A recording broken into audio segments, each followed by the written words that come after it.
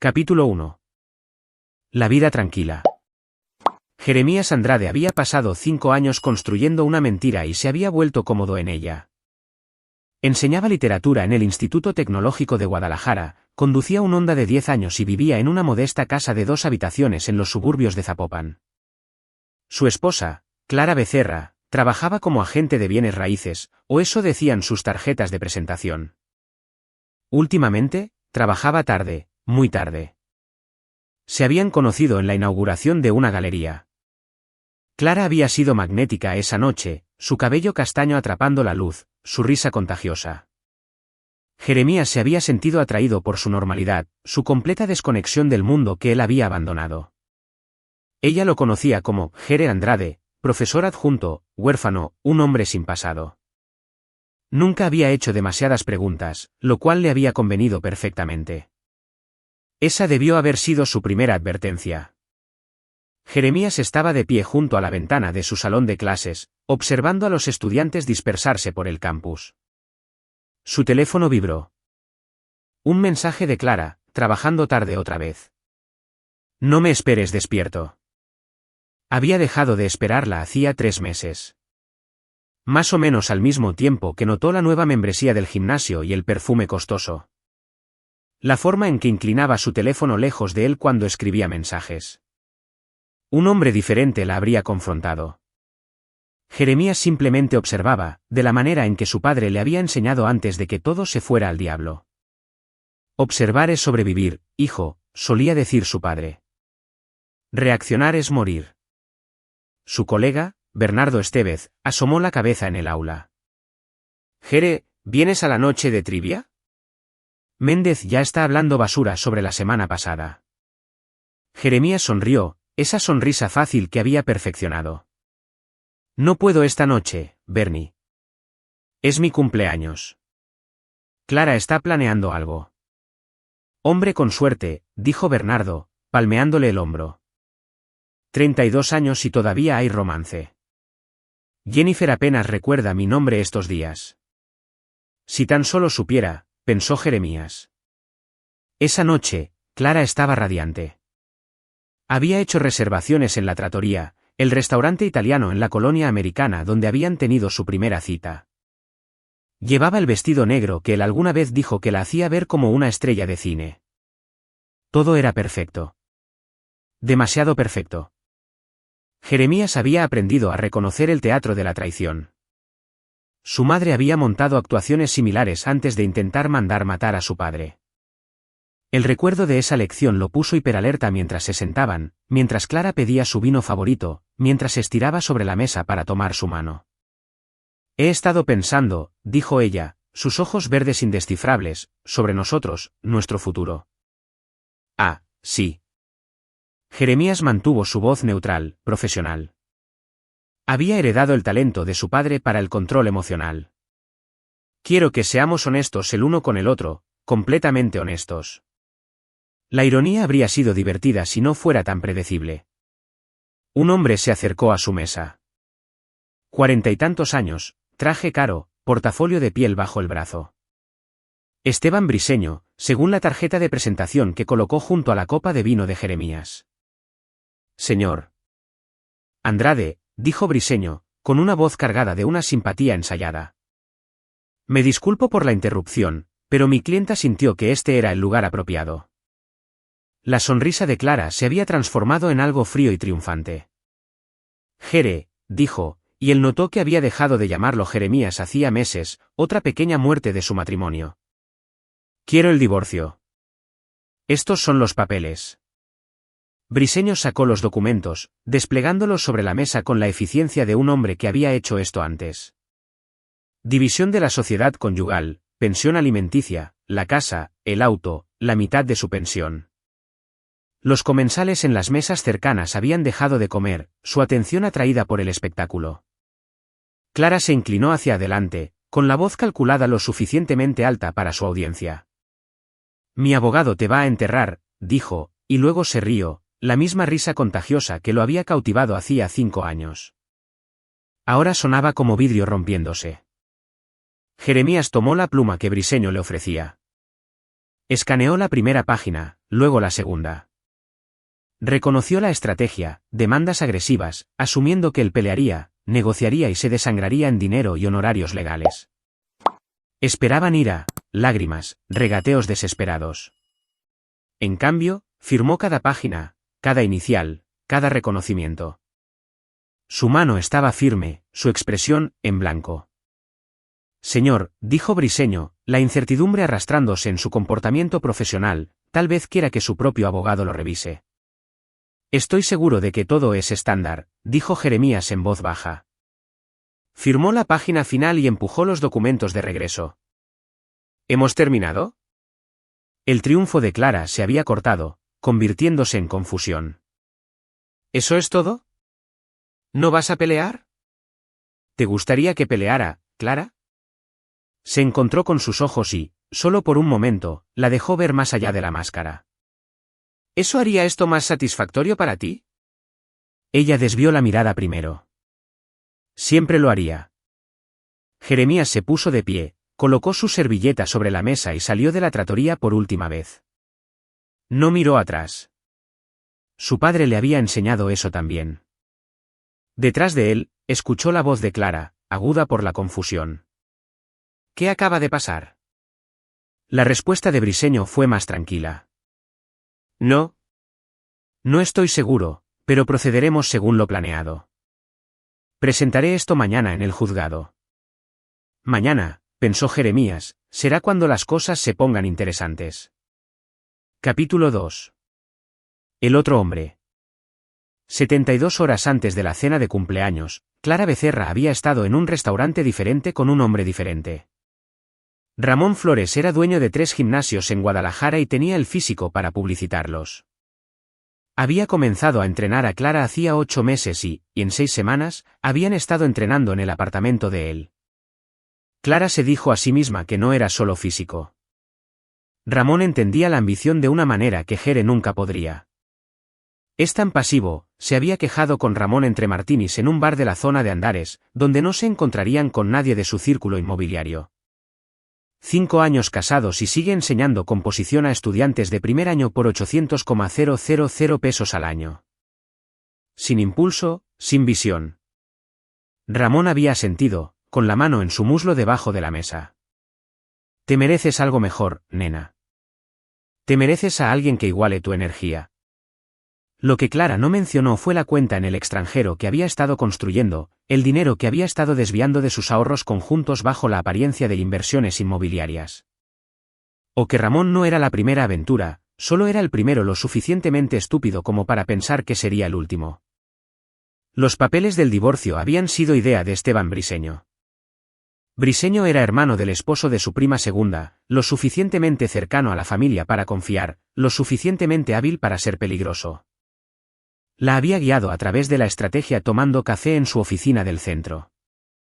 En Jalisco el divorcio es incausado, pero eso no significa que no podamos posicionarnos favorablemente, había explicado Briseño. Has ganado más que en los últimos 2 años.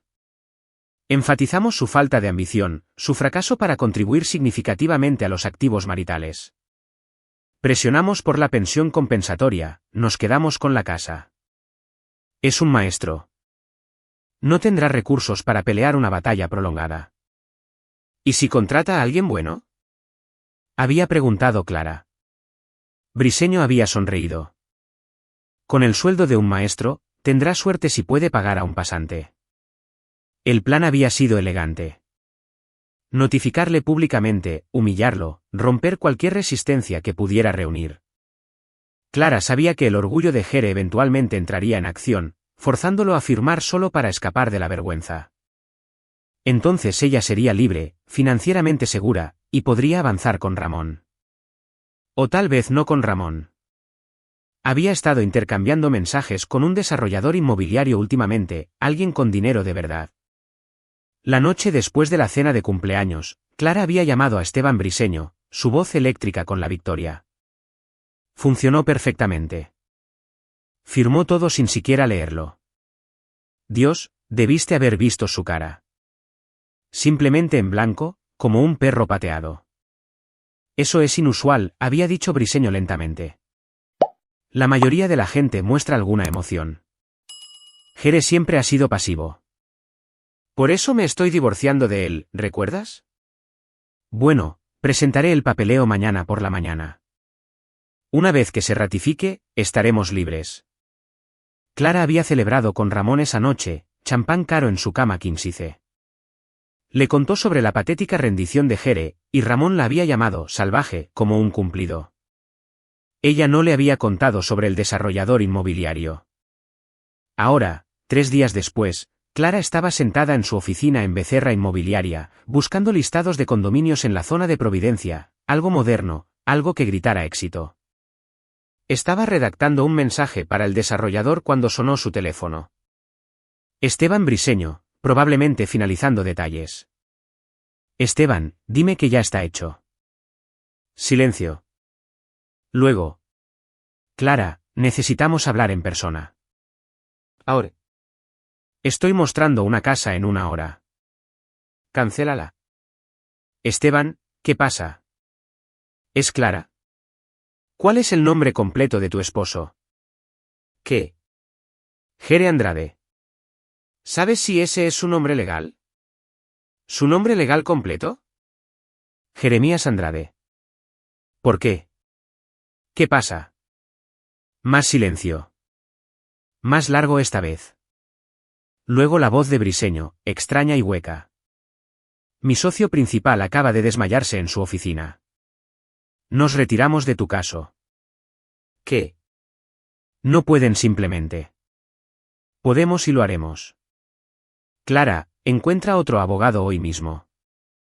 Y cuando lo hagas, pregúntale sobre la familia Andrade. Los Andrade de Monterrey. Colgó. Clara se quedó mirando su teléfono, las palabras de Briseño resonando. Monterrey. Jere nunca había mencionado Monterrey. Había dicho que no era de ninguna parte, criado en hogares de acogida, sin familia.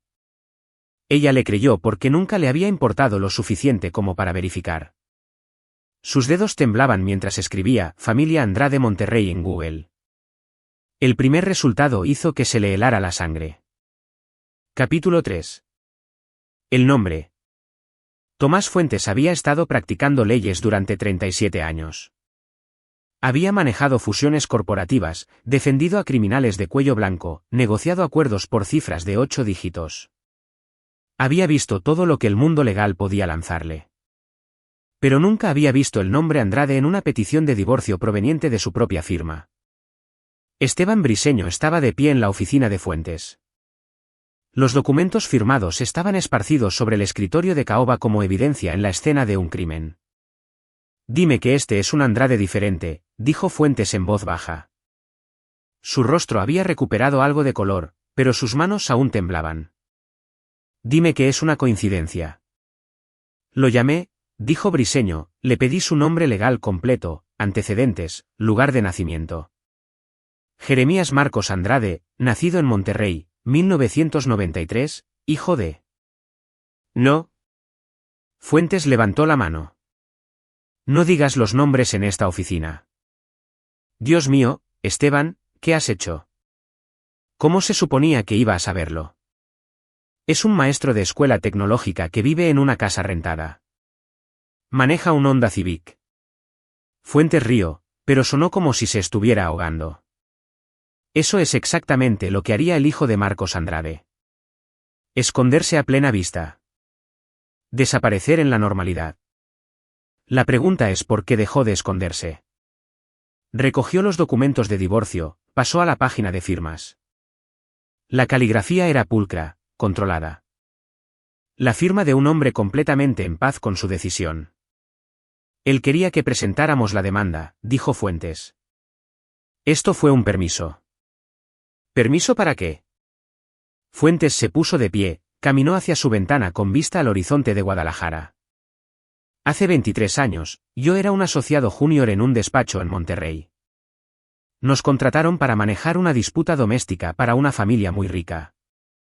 La esposa quería el divorcio, alegaba abuso, tenía testigos alineados. Había contratado a los mejores abogados que el dinero podía comprar. El esposo era... Bueno, Había construido un imperio en la gestión de residuos y bienes raíces comerciales. No siempre legalmente. Briseño se movió incómodamente. ¿Qué pasó? La esposa desapareció a las 3 semanas de la investigación. Los testigos se retractaron. Sus abogados se retiraron del caso y 2 de ellos dejaron la profesión legal por completo.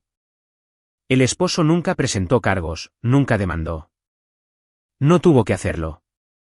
Todos los involucrados entendieron el mensaje. ¿Estás diciendo? Estoy diciendo que Marcos Andrade destruyó todo el sistema de apoyo de su esposa sin siquiera poner un pie en un tribunal.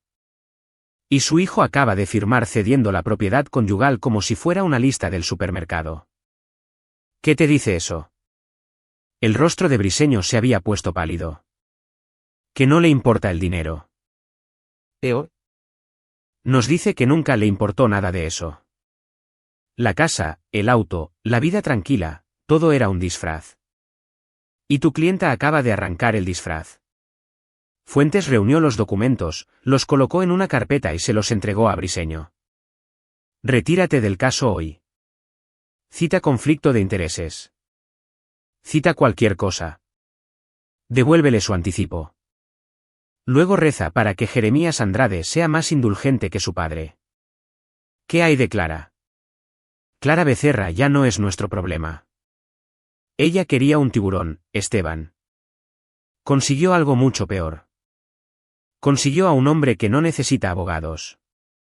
Briseño salió y Fuentes volvió a su ventana. En algún lugar allá afuera, Jeremías Andrade estaba esperando. Fuentes había conocido a Marcos Andrade una vez, brevemente, en el pasillo de un tribunal. El hombre le había sonreído, una sonrisa agradable y ordinaria que había hecho gritar al instinto de supervivencia de Fuentes.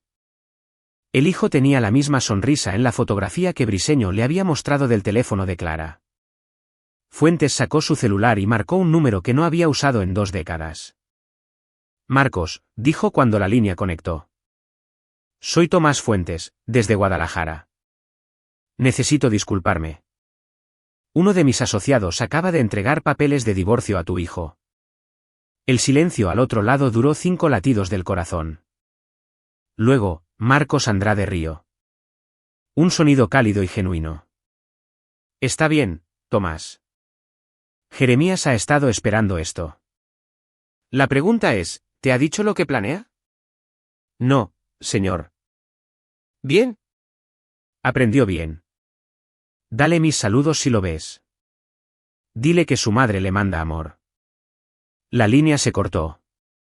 Fuentes se sentó pesadamente. La esposa de Marcos Andrade, la que trató de mandarlo matar, todavía estaba viva, más que viva, aparentemente reconciliada. Lo que significaba que Jeremías Andrade había crecido aprendiendo de ambos. Clara Becerra no tenía idea de lo que se le venía encima. Esteban Briseño hizo la llamada a Clara desde su auto en el estacionamiento. No quería que nadie en la oficina escuchara esta conversación.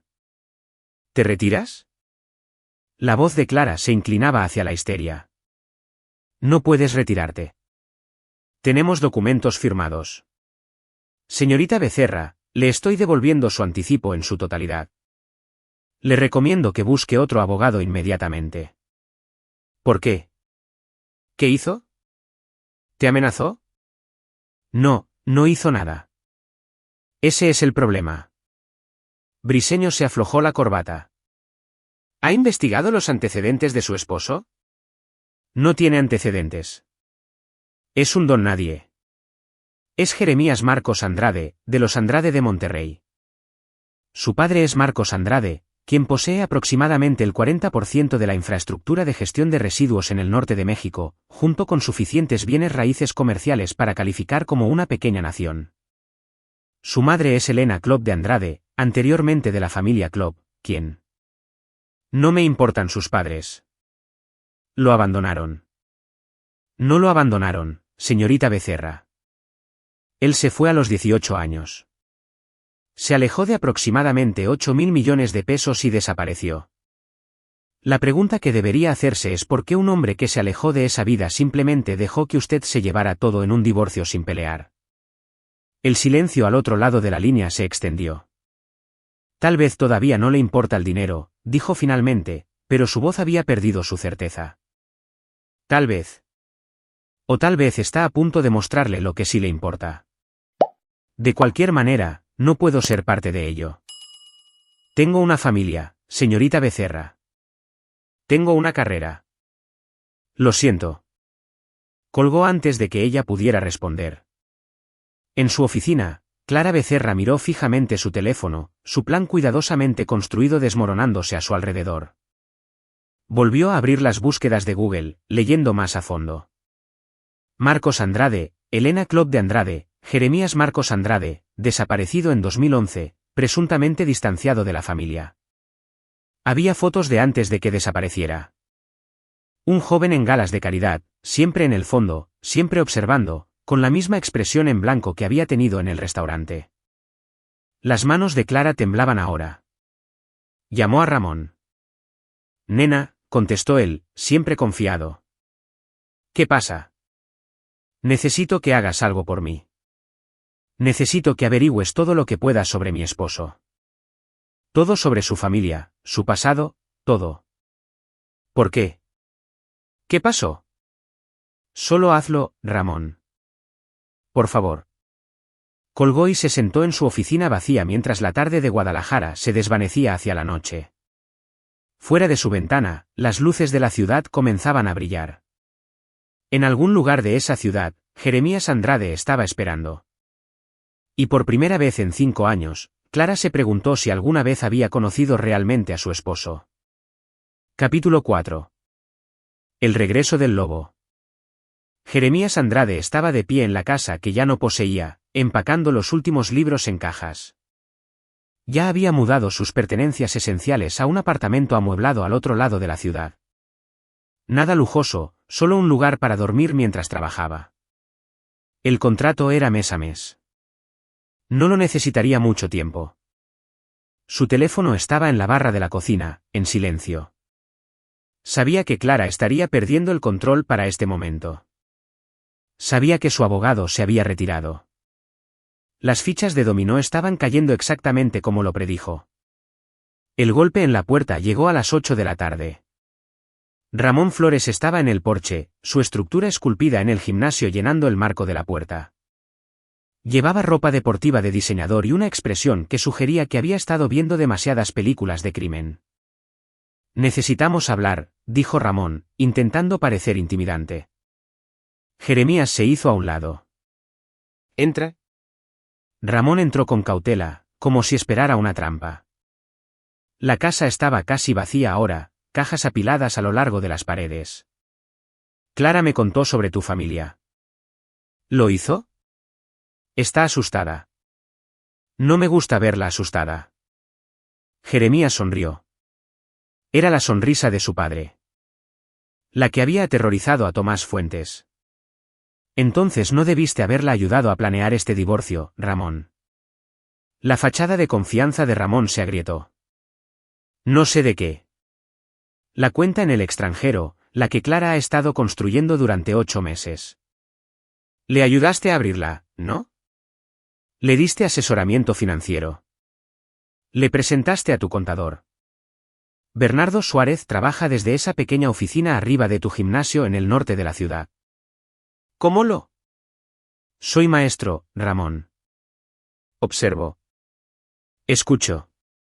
Clara habla dormida. ¿Sabías eso? Ha hablado de ti durante meses. De Bernardo.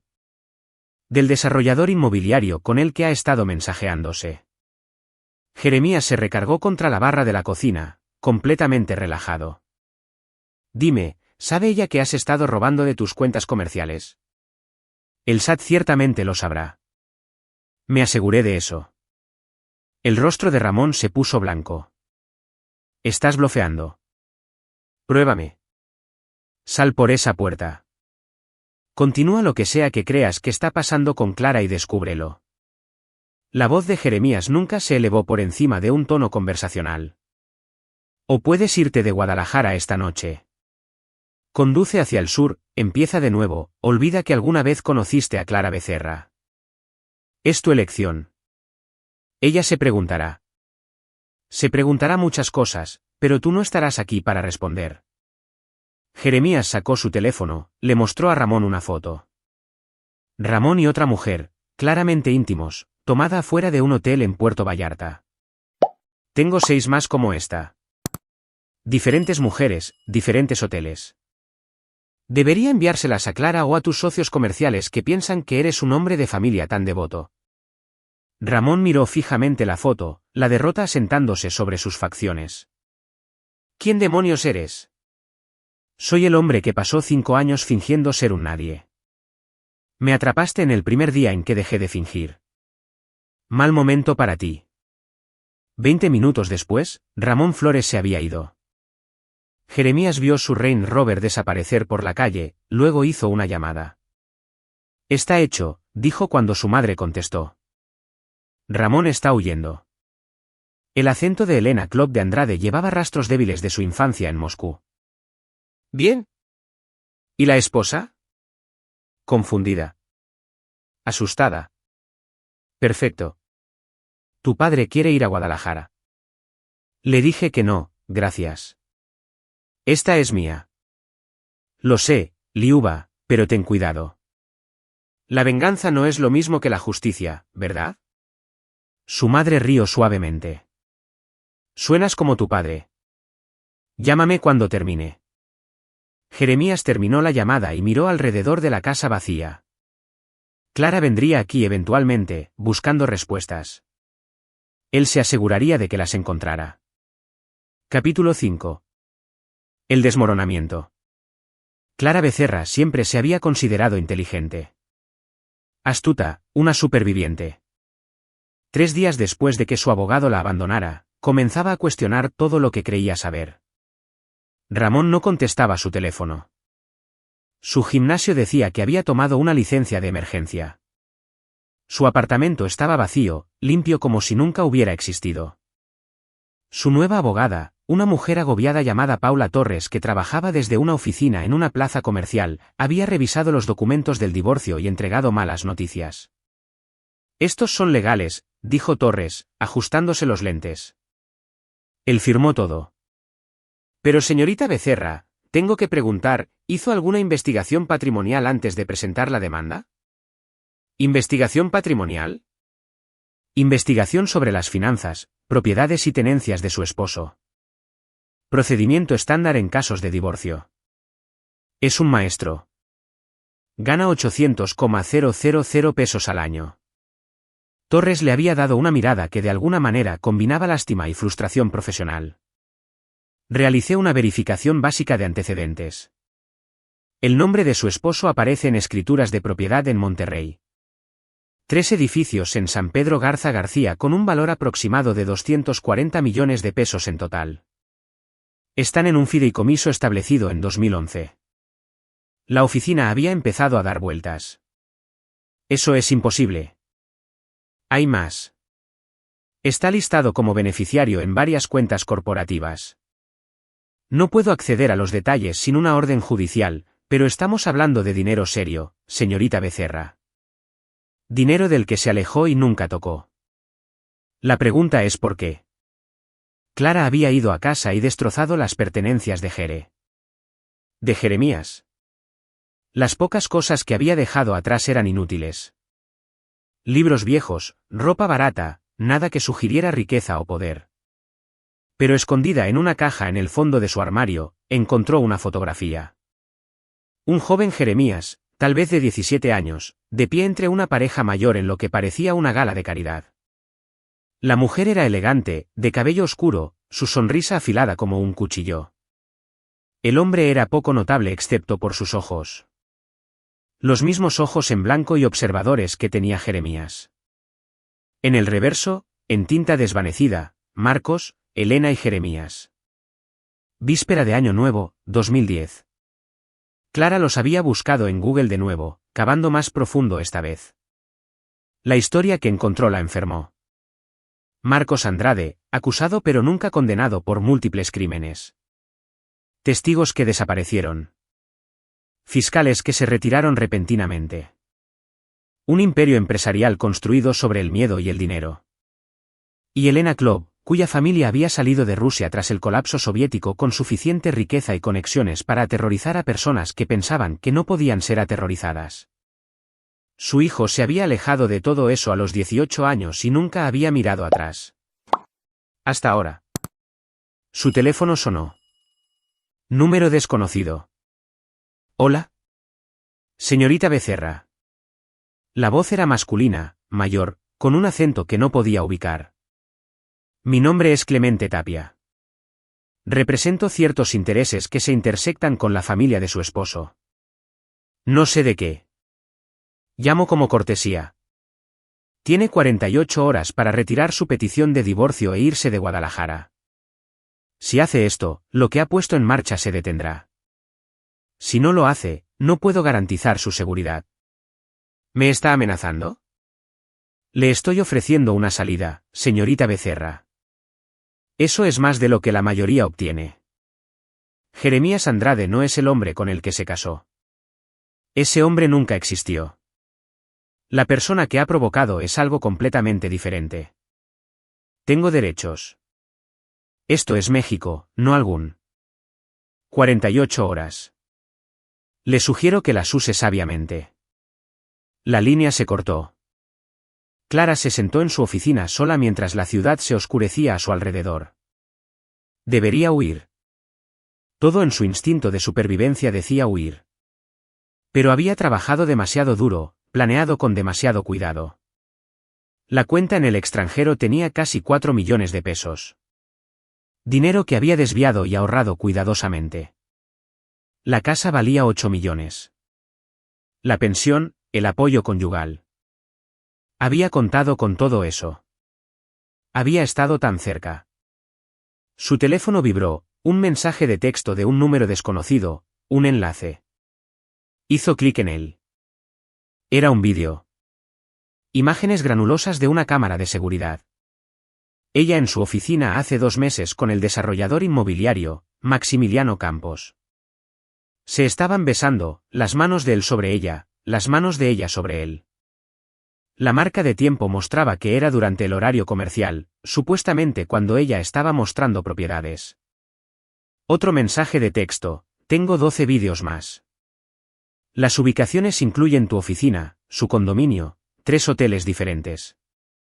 ¿Quieres seguir jugando? Las manos de Clara temblaban tanto que casi dejó caer el teléfono. Un tercer mensaje, retira la petición. Esta noche o mañana todos los que conoces recibirán estos vídeos. Tus clientes, tu agente inmobiliario, tu familia. Elige sabiamente. Miró fijamente la pantalla, las lágrimas nublando su visión. El desarrollador inmobiliario estaba casado con una mujer con dinero de familia y una reputación despiadada. Si su esposa veía estos vídeos. Clara Becerra, quien había estado tan segura de su victoria, finalmente entendió. Nunca había estado jugando un juego. Ella había sido el juego. Capítulo 6. El ajuste de cuentas. Jeremías observó la notificación en su teléfono. Petición de divorcio retirada. Caso desestimado. Perfecto. Estaba sentado en una cafetería en la zona de Providencia, la misma donde Clara y Ramón solían encontrarse. El personal no lo reconoció. Había sido invisible por tanto tiempo que nunca habían aprendido a verlo. Esa invisibilidad había sido su mejor arma. Su teléfono sonó. Paula Torres, la abogada de Clara. Señor Andrade, llamo para informarle que mi clienta ha retirado su petición. No está bajo ninguna obligación de devolver acuerdos firmados o... Lo sé. Gracias, licenciada Torres. Señor, si puedo preguntar. ¿Por qué firmó? Claramente tiene recursos. Podría haber peleado esto. No necesitaba pelear. Solo necesitaba que ella se comprometiera. Podía escuchar la confusión en el silencio de Torres. ¿Comprometerse a qué? A mostrarme quién era realmente. Tenga un buen día, licenciada. Terminó la llamada y revisó su reloj. Clara estaría en la casa ahora, probablemente tratando de reunir sus cosas antes de que él cambiara de opinión sobre los vídeos. Estaría en pánico, descuidada, cometiendo errores. Había contado con eso. Jeremías condujo hacia la casa lentamente, dejándola escuchar su auto en la entrada. La encontró en el dormitorio metiendo ropa en una maleta. ¿Te vas?, preguntó desde la puerta. Clara se dio la vuelta. El rímel le corría por la cara. Retiré la petición. Hice lo que querías. Solo déjame ir. ¿Dejarte ir? Jeremías entró en la habitación, se sentó en el borde de la cama que habían compartido durante 5 años. Clara, eres libre de irte en cualquier momento. No te estoy reteniendo aquí. Los vídeos son un seguro. Mientras te vayas de Guadalajara y nunca regreses, nadie los verá jamás. La estudió. Esta mujer que alguna vez pensó que podría amar. ¿Realmente pensaste que no sabía sobre Ramón? ¿Sobre Maximiliano? Sobre la cuenta en el extranjero que Bernardo Suárez te ayudó a construir. ¿Lo sabías? Su voz apenas un susurro. Lo he sabido desde el principio. Te vi planear este divorcio durante meses. Te vi mentir, robar, conspirar. Pude haberte detenido en cualquier momento. Entonces, ¿por qué no lo hiciste? Porque necesitabas saber qué tan lejos llegarías, cuánto tomarías, a quién lastimarías. Jeremías se levantó, caminó hacia la ventana. Mi padre solía decir que no puedes conocer la verdadera naturaleza de alguien hasta que le das poder sobre ti. Te di poder, Clara. Te di todo. Y me mostraste exactamente quién eres. Lo siento, susurró ella. No, no lo sientes. Sientes que te hayan atrapado. Hay una diferencia. Se volvió para mirarla. Esto es lo que sucederá ahora. Te vas a ir de Guadalajara esta noche. Vas a cerrar esa cuenta en el extranjero y donar cada centavo a la caridad. Vas a desaparecer, Clara. Y si alguna vez vuelvo a escuchar tu nombre, si alguna vez intentas contactarme a mí o a alguien que conozco, esos vídeos se hacen públicos, junto con la evidencia del dinero que malversaste de tu firma de bienes raíces. Yo no malversé. Robaste comisiones en 14 ventas de propiedades, ocultando el exceso en tu cuenta offshore. Tengo la documentación. A tu jefa, Lorena Cárdenas, le encantará verla. Al igual que al SAT. Sacó un sobre de su chaqueta, lo arrojó sobre la cama. O tomas la opción 2. En ese sobre hay un boleto de autobús a Querétaro, 100,000 pesos en efectivo e instrucciones para empezar de nuevo. Tómalo y desaparece. ¿Cuál será?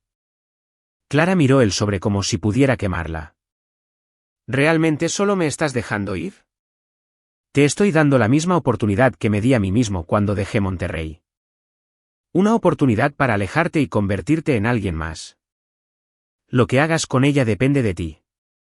Ella agarró el sobre, lo metió en su bolso con manos temblorosas. ¿Qué pasa con todo lo demás? ¿La casa? ¿El dinero? Nunca fue tuyo para empezar. Firmé esos papeles porque no significaban nada. Clara, te estabas divorciando de un fantasma.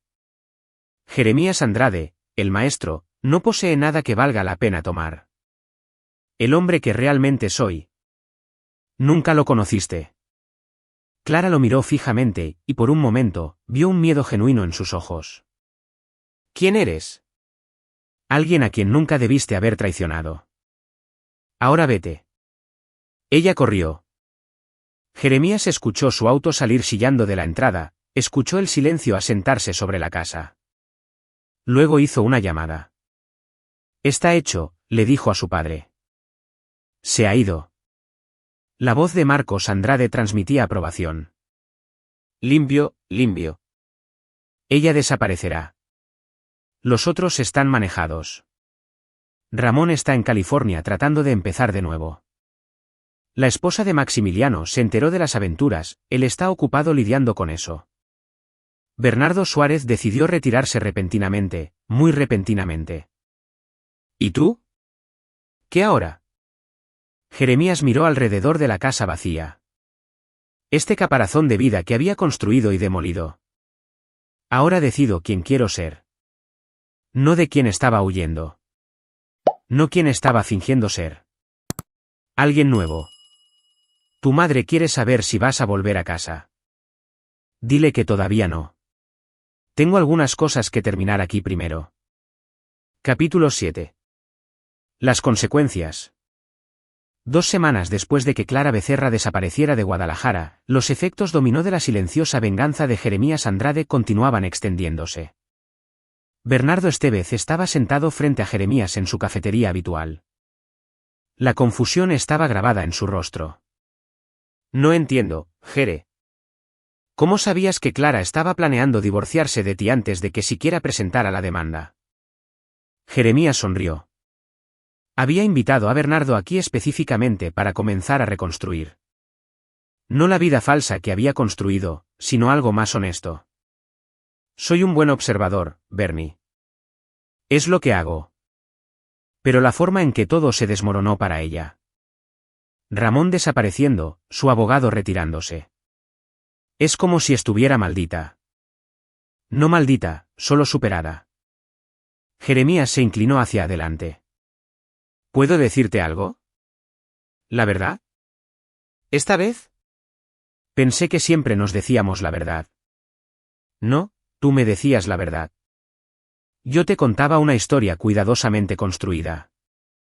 Sacó su cartera, extrajo una tarjeta de presentación que había mantenido oculta durante 5 años.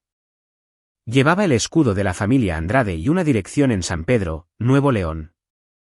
Mi verdadero nombre es Jeremías Marcos Andrade. Mi familia posee negocios que valen miles de millones de pesos. Dejé ese mundo a los 18 años porque quería ser alguien diferente. Pensé que si podía simplemente ser normal, podría escapar de en quien se suponía que debía convertirme. Bernardo miró la tarjeta, luego a Jeremías. ¿Hablas en serio? ¿Completamente? Conocí a Clara cuando estaba tratando de ser Jere Andrade, profesor de colegio comunitario. Un nadie de ninguna parte. Por un tiempo, pensé que había tenido éxito. Pero no puedes construir una vida sobre mentiras, Bernie. Eventualmente, los cimientos se agrietan. Entonces, ¿qué pasa ahora? ¿Regresas? ¿Te conviertes en algún empresario multimillonario? Aún no lo sé. Jeremías guardó la tarjeta. Pero quería decirte la verdad porque has sido un amigo real. Uno de los únicos amigos reales que he tenido en años. Mereces saber con quién has estado yendo a las noches de trivia. Bernardo se recargó en su silla, procesando.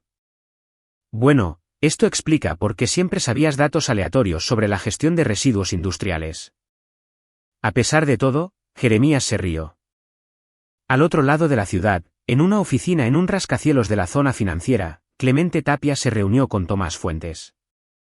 Los dos hombres se conocían desde hacía décadas, habían trabajado juntos en asuntos que nunca discutirían en público. El chico lo manejó bien, dijo Tapia, bebiendo tequila en la oficina de Fuentes. Mejor de lo que esperaba. Es hijo de Marcos, respondió Fuentes. ¿Pensaste que fallaría? Pensé que podría ir demasiado lejos. Marcos lo habría hecho. Elena ciertamente lo habría hecho. Tapia agitó su bebida. Pero Jeremías simplemente desmanteló su vida y la dejó irse. Eso requiere moderación o misericordia. La misma cosa a veces. Tapia dejó su vaso. Marcos quiere saber si estás dispuesto a mantener la identidad del chico en secreto localmente. Quiero decir, no podemos tener gente atando cabos. ¿Qué gano yo con eso? La gratitud de la familia Andrade, que como sabes vale más que el dinero. Fuentes asintió lentamente. Dile a Marcos que el secreto de su hijo está a salvo. Pero Clemente, asegúrate de que Jeremías sepa lo que está haciendo. Si se queda en Guadalajara, si sigue viviendo esta vida tranquila, la gente eventualmente se dará cuenta de quién es. No puedes esconder el poder para siempre. Se lo diré, pero no creo que se esté escondiendo más. Creo que está eligiendo.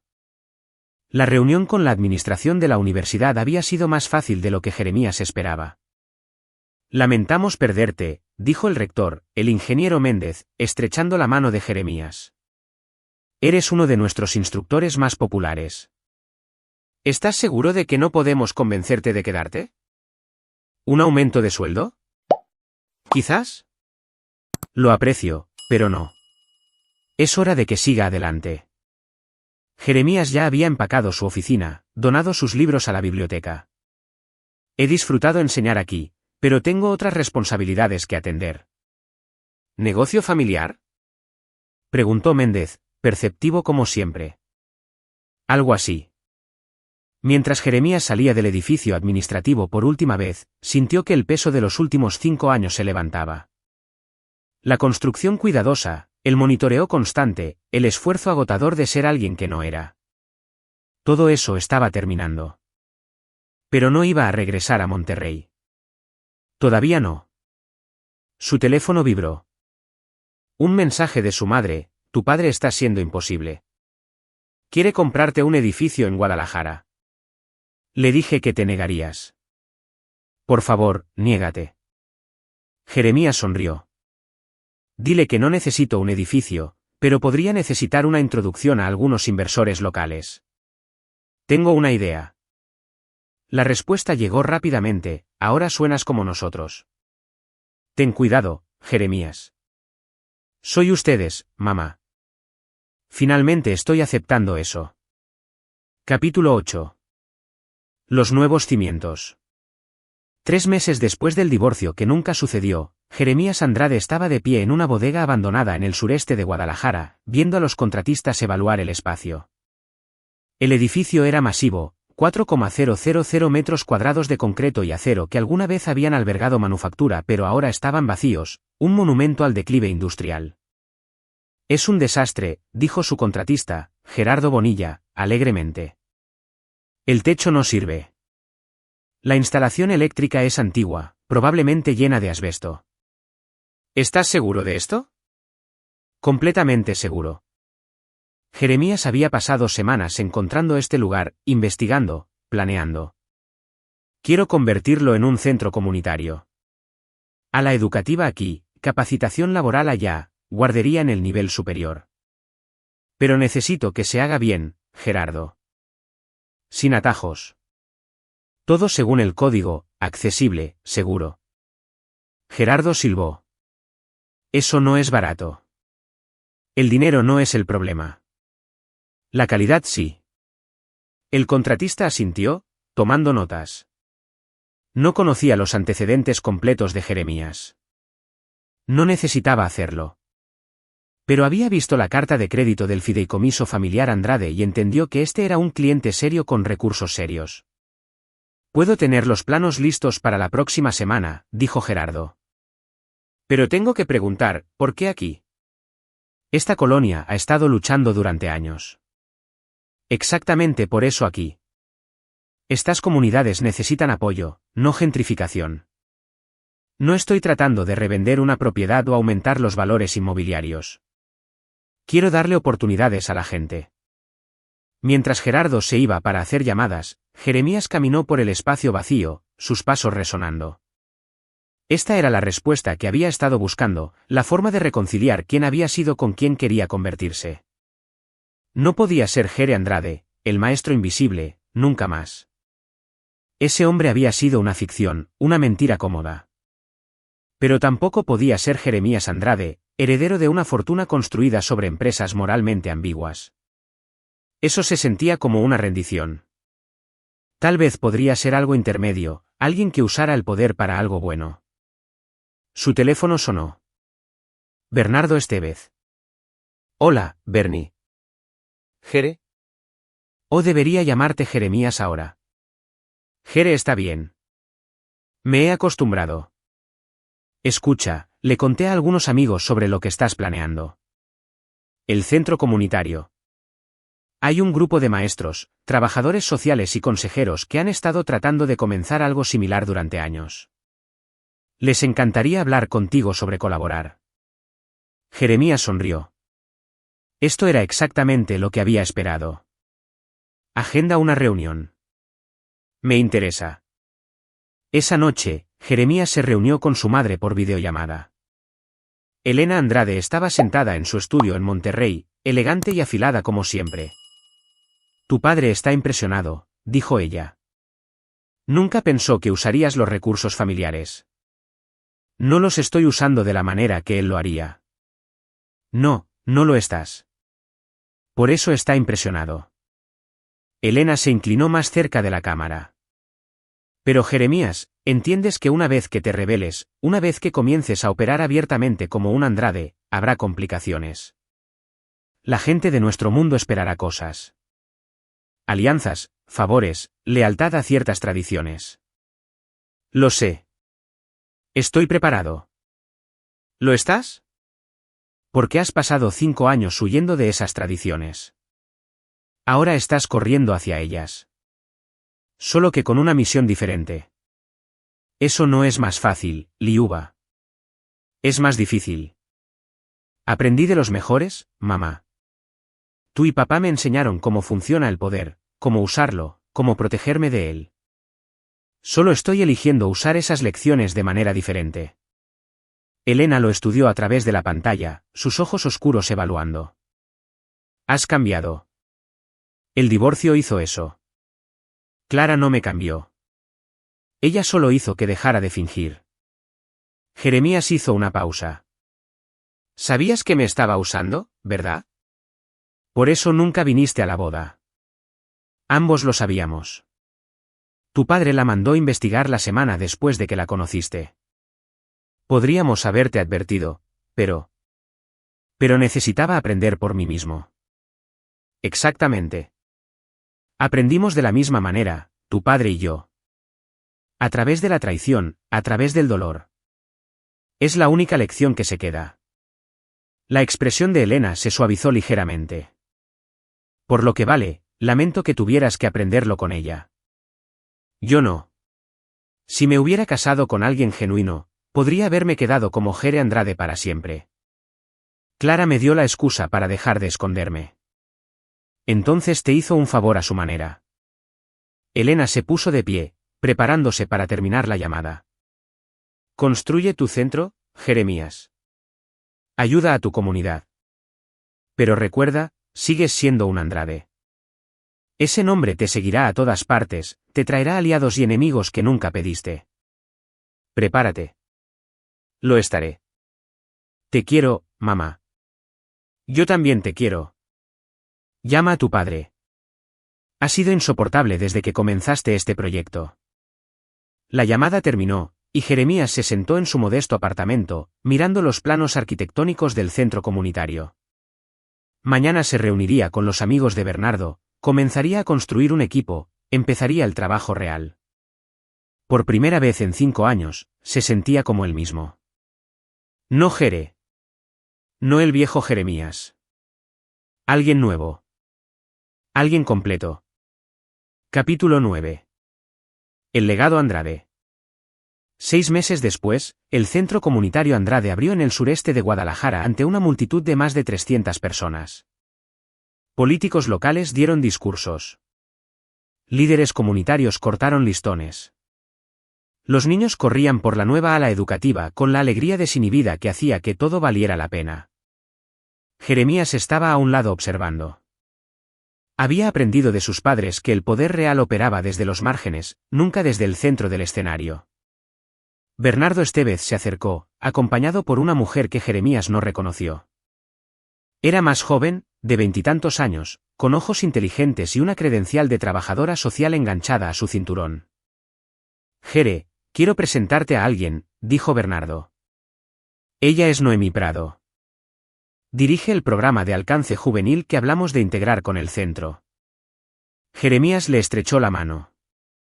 He escuchado cosas excelentes sobre tu trabajo. Y yo he escuchado cosas misteriosas sobre el suyo, respondió Noemí con una leve sonrisa. Un maestro de universidad tecnológica que de repente tiene los recursos para construir un centro comunitario de 4,000 metros cuadrados. Eso es un cambio de carrera bastante grande. Tuve ayuda, dijo Jeremías simplemente. Ayuda familiar. Por lo que entiendo, Bernardo mencionó que vienes de dinero pero querías hacerlo por tu cuenta. Eso es admirable. Ella miró alrededor del centro, con evaluación en su mirada. Esto es exactamente lo que este barrio necesita. Siempre y cuando no estés planeando usarlo para gentrificar el área y expulsar a la gente. Eso es lo último que quiero. Crecí rodeado de gente que usaba el dinero como arma. Estoy tratando de usarlo de manera diferente. Noemí lo estudió por un largo momento. Creo que vamos a trabajar bien juntos, señor Andrade. ¿Jere? Por favor, Jere. Entonces Jere. Ella se disculpó para verificar la configuración de la programación juvenil, dejando a Bernardo sonriendo. Es brillante, dijo Bernardo. También completamente inmune al encanto. Así que ni lo intentes. No planeaba hacerlo. Me estoy enfocando en el trabajo, Bernie. El romance puede esperar. ¿Todavía no superas a Clara? Nunca estuve realmente con Clara. Estaba con una idea de normalidad y ella estaba con una idea de mí. Ninguna de las ideas era real. Jeremías vio a Noemí organizar a un grupo de adolescentes, su autoridad natural evidente. He terminado con las ideas. Quiero lo real ahora. Mientras la celebración de apertura continuaba, Jeremías se escabulló a una oficina tranquila en la esquina que había reclamado como propia. El espacio era simple, escritorio, silla, ventana con vista al patio principal del centro. Sin lujo, sin ostentación, solo un lugar para trabajar. Su teléfono sonó. Su padre. Marcos Andrade, contestó, adoptando el modo formal que su padre prefería para los negocios. Jeremías, estoy viendo la transmisión en vivo de la inauguración. Tu madre está llorando. Lágrimas de felicidad. Espero que de las más felices. Está orgullosa de ti. Ambos lo estamos. Marcos hizo una pausa. Nunca pensé que volverías a la familia. No después de que te fuiste tan. Absolutamente. No he vuelto, papá. Estoy haciendo algo diferente. Usando lo que me enseñaste, pero con propósitos diferentes. Lo sé. Por eso estoy orgulloso. No nos estás rechazando más, pero tampoco te estás convirtiendo en nosotros. Te estás convirtiendo en ti mismo. Jeremías sintió que algo se aflojaba en su pecho. Una tensión que había cargado durante una década. Me tomó mucho tiempo entender que podía ser un Andrade sin ser tú. Que el nombre no tiene que significar lo que siempre ha significado. El nombre significa lo que hacemos que signifique. Yo hice que significara poder a través del miedo. Tú estás haciendo que signifique poder a través del servicio. Ambos son válidos. Ambos son peligrosos de diferentes maneras. Estoy listo para el peligro. Creo que lo estás. Una cosa más. La mujer que trató de arruinarte, Clara Becerra. Está en Querétaro trabajando en una organización sin fines de lucro. Usando el nombre Clara Martín, se mantuvo callada como le exigí. Lo sé. He estado monitoreando. Por supuesto que lo has hecho. Eres mi hijo. La voz de Marcos llevaba una oscura diversión. ¿Planeas dejar que se quede callada? Mientras deje mi vida en paz, dejaré la suya en paz. No vale más de mi tiempo, papá. Nunca lo valió. Frío. Tu madre lo aprobaría. Hablaron unos minutos más sobre negocios, sobre la familia, sobre el futuro. Cuando la llamada terminó, Jeremías regresó a la ventana, observando su centro comunitario prosperar en sus primeras horas de vida. Abajo, Noemí Prado estaba enseñando a un grupo de niños cómo usar el nuevo laboratorio de computación. Bernardo estaba hablando con padres locales sobre los programas extracurriculares. Gerardo Bonilla estaba mostrando las nuevas características de accesibilidad del edificio a una mujer en silla de ruedas. Esto también era poder. Diferente del que su padre ejercía, diferente de la manipulación silenciosa que había usado contra Clara, pero no menos real. Jeremías Andrade había pasado 5 años escondiéndose de su nombre. Luego había pasado 6 meses reclamándolo. Ahora lo estaba redefiniendo. La puerta se abrió. Bernardo asomó la cabeza. Oye, Jere, estamos tomando fotos para el sitio web. Deberías estar en ellas. Este es tu proyecto. Nuestro proyecto, corrigió Jeremías. Pero siguió a Bernardo hacia afuera de todos modos. Mientras estaba de pie con los líderes comunitarios, los maestros, los trabajadores sociales y las familias a las que su centro serviría, alguien le preguntó su nombre al fotógrafo. Jeremías Andrade, dijo claramente. No más escondites. No más Jere, solo su nombre, dicho sin vergüenza ni miedo. El fotógrafo ajustó su lente. Andrade, ¿alguna relación con los Andrade del Norte? Soy su legado, dijo Jeremías. Pero estoy escribiendo mi propia historia. La cámara disparó el flash y en ese momento, rodeado de personas que creían en segundas oportunidades y nuevos comienzos, Jeremías Andrade finalmente entendió lo que su padre había tratado de enseñarle años atrás. El nombre no lo definía. Sus elecciones sí. Clara Becerra había tratado de destruir a Jere Andrade, la ficción. Había tenido éxito. Pero al destruir la mentira, había liberado a Jeremías Andrade, la verdad. Y la verdad, resultó, era mucho más fuerte de lo que la ficción jamás había sido. Epílogo. Un año después, el Centro Comunitario Andrade se había expandido para incluir 3 ubicaciones satélite en toda el área metropolitana de Guadalajara. Jeremías Andrade formaba parte de la junta directiva de 4 organizaciones sin fines de lucro, asesoraba a una docena de jóvenes profesionales y se había convertido en una voz tranquila pero poderosa en la filantropía local. Todavía conducía el Honda Civic, todavía vivía en un apartamento modesto, todavía prefería las cafeterías a los clubes de campo. Pero todos conocían su nombre ahora. Y cuando lo decían con respeto. No por el imperio de su padre, no por las conexiones de su madre, sino por lo que él mismo había construido. Bernardo Estevez siguió siendo su amigo más cercano. Noemí Prado se convirtió en su colega de mayor confianza y, eventualmente, cuando él estuvo listo, en algo más. Clara Becerra se quedó en Querétaro, se mantuvo callada y lentamente reconstruyó su vida bajo un nuevo nombre. Nunca regresó a Guadalajara. Nunca miró atrás. Y Jeremías nunca pensó en ella en absoluto. Estaba demasiado ocupado escribiendo su futuro como para detenerse en su pasado. El nombre Andrade, una vez una sombra de la que huía, se convirtió en una luz que llevaba hacia adelante. Y al final, esa fue la mayor venganza de todas. Vivir bien. Vivir honestamente, vivir sin miedo.